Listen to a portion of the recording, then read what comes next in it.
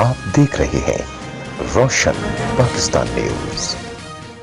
معزز وزیر اعظم آزاد جموں کشمیر، سابق وزیر خارجہ پاکستان خواجہ آصف صاحب، اسپیکر آزاد جموں کشمیر اور دیگر اراکین قومی اسمبلی، اراکین آزاد کشمیر اسمبلی، خواتین و حضرات، آج میں اپنی بات کا آغاز اس نوجوان کے نام سے کرنا چاہتا ہوں جس کی ویڈیو سوشل میڈیا پر ہے کہ اس کے منہ سے خون بہہ رہا ہے۔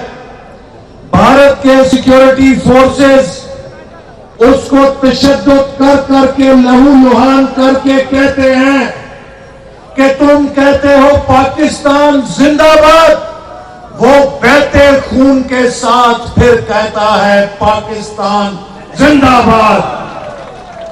اس نوجوان کو اور اس جیسے بہادر سینکڑوں ہزاروں نوجوانوں کو سلام پیش کر کے میں کشمیر کے عوام کو بتانا چاہتا ہوں، مقبوضہ کشمیر کے اپنے بھائیوں کو بتانا چاہتا ہوں کہ آپ کے رشتہ دار، آپ کے کشمیری صرف آزاد کشمیر میں نہیں بستے۔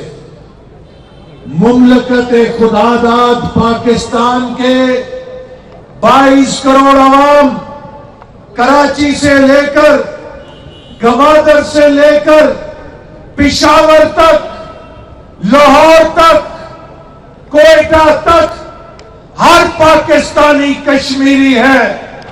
اور میرے وزیر خارجہ کو بھی بتلانا چاہتا ہوں کہ پاکستانی کشمیر کے لحاظ سے، کشمیر کے حوالے سے کسی احمقوں کی جنت میں نہیں بستے۔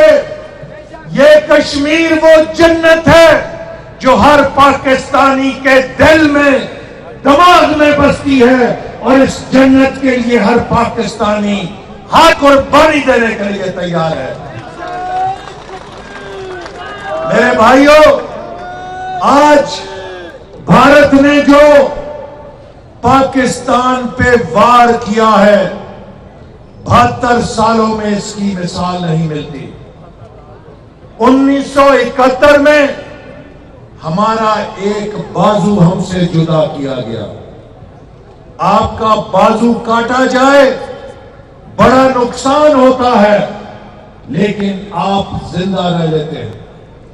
لیکن مودی نے اب پاکستان کی شہرت پہ وار کیا ہے، کیونکہ کشمیر کو شہرت نواز شریف نے نہیں کہا تھا، ہمارے سب کے پاکستان کے بانی حضرت قائد اعظم محمد علی جناح نے کہا تھا۔ تو اگر کسی کی شہرت کاٹ دی جائے تو وہ زندہ نہیں رہ سکتا۔ یہ پاکستان کے وجود کا سوال ہے، اپنی بقا کا سوال ہے کہ ہم بھارت کے اس وار کو قبول نہیں کر سکتے، چونکہ یہ پاکستان کی بقا پہ اور وجود کے اوپر وار کیا گیا ہے۔ تو میرے بھائیوں، آج ہم سب سیسا پھیلائی ہوئی دیوار بن کے اس کا جواب دیں گے انشاءاللہ تعالی۔ اور یہ قدرت کا تحفہ ہے کہ ایک ایسے موقع پر جب ہمیں پاکستان میں ایسے بونوں کی حکومت ملی کہ جو پاکستان اور کشمیر کا دفاع نہیں کر سکے، تو قدرت نے اس کشمیر کے دھرتی پر قائد اعظم کے سپاہیوں کی حکومت قائم کی، اور قائد اعظم کا ایک سپاہی کشمیر کا وزیر اعظم ہے، جو قائد اعظم کا بھی سپاہی ہے اور نواز شریف کا بھی سپاہی ہے۔